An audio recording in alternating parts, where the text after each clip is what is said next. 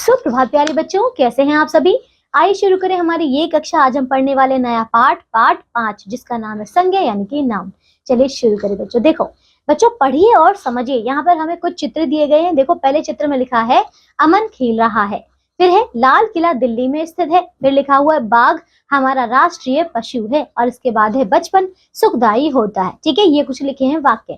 उपयुक्त चित्रों के नीचे लिखे सभी रंगीन शब्द किसी प्राणी, वस्तु, स्थान या देखो भाव के नाम है ना बच्चों। सारे के सारे किसी ना किसी चीज के नाम तो है ही, तो ये नाम ही संज्ञा कहलाते हैं। ठीक है, अब देखिए इसकी परिभाषा। किसी प्राणी, वस्तु, स्थान व भाव आदि के नाम को संज्ञा कहते हैं। ठीक है, अब है संज्ञा के भेद यानी कि काइंड्स ऑफ नाउन। संज्ञा के 3 भेद होते हैं बच्चों। पहला है व्यक्तिवाचक संज्ञा यानी कि प्रॉपर नाउन, फिर है जातिवाचक संज्ञा कॉमन नाउन, और तीसरा भाववाचक संज्ञा यानी कि एब्स्ट्रैक्ट नाउन। ठीक है, अच्छा व्यक्तिवाचक संज्ञा क्या होता है? वे शब्द जो किसी विशेष प्राणी, वस्तु या स्थान का बोध कराएं उन्हें हम व्यक्तिवाचक संज्ञा कहते हैं। जैसे कि मयंक, अमन, पीयूष, अभिनव, गंगा, यमुना, आगरा, हरिद्वार, हिमालय, रामायण, गीता, ताजमहल। ठीक है, सारे के सारे बच्चों विशेष या तो स्थान है या फिर किसी प्राणी के नाम है या फिर कोई विशेष वस्तु है। अब दूसरा आता है जातिवाचक संज्ञा। तो वे शब्द जो देखो किसी वर्ग या जाति का मतलब या उसके जाति के सभी प्राणी या वस्तु या स्थानों का नाम बताते हैं, तो उसी को हम कहते हैं बच्चों जातिवाचक संज्ञा। जैसे कि लड़का, लड़की, आदमी, औरत, गाय, हाथी, पर्वत, नगर, देश, गांव, क्योंकि इसमें सभी कुछ आ जाता है। ठीक है, फिर आता है तीसरा हमारा भाववाचक संज्ञा। तो वे शब्द जो किसी वस्तु, प्राणी या स्थान के देखो गुण, दोष, अवस्था या भाव का बोध करा उन्हें भाववाचक संज्ञा कहते हैं। जैसे बच्चों बचपन, जैसे कि बचपन, यौवन, बुढ़ापा, मित्रता, शत्रुता, मिठास, गरीबी, आजादी, थकान, क्रोध, है ना, ये सारे के सारे हमारे भाववाचक है। आप देखिए कुछ विद्वान अंग्रेजी व्याकरण के प्रभाव से संज्ञा के 2 भेद और मानते हैं। तो ये है बच्चों पहला समूहवाचक संज्ञा। समूह यानी कि बच्चों जिनमें हमें क्या पता चले, किसी भी व्यक्तियों का, वस्तुओं का या स्थानों के समूह का बोध हो।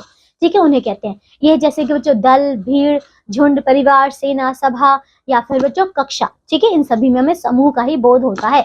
और दूसरा क्या है? द्रव्यवाचक संज्ञा। तो ये बच्चों वो है जिसमें हमें किसी देखो द्रव्य पदार्थ या फिर किसी धातु का बोध होता हो। ठीक है, उन्हें हम द्रव्यवाचक संज्ञा कहते हैं। जैसे कि सोना, चांदी, पीतल, घी, तेल, दूध, चावल, गेहूं। ठीक है, ये सभी समझ गए। अब आते हैं भाववाचक संज्ञाओं की रचना, है ना। तो बच्चों पहला है कि जातिवाचक संज्ञा से भाववाचक संज्ञा बनाना।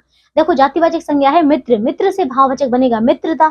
फिर लड़का से लड़कपन, सज्जन से सज्जनता, भ्रातृ से क्या बनेगा भ्रातृत्व, देव से क्या बनेगा देवत्व। इसी प्रकार बच्चों नीचे बहुत सारे उदाहरण है, इन्हें आप भी पढ़िएगा। दूसरा है विशेषण से भाववाचक संज्ञा बनाना। विशेषण है सादा, तो सादा से बनेगा सादगी, कठोर कठोरता, सरल सरलता, मोटा से मोटापा, परतंत्र से परतंत्रता। ठीक है, अब इसके बाकी के आप पढ़िएगा।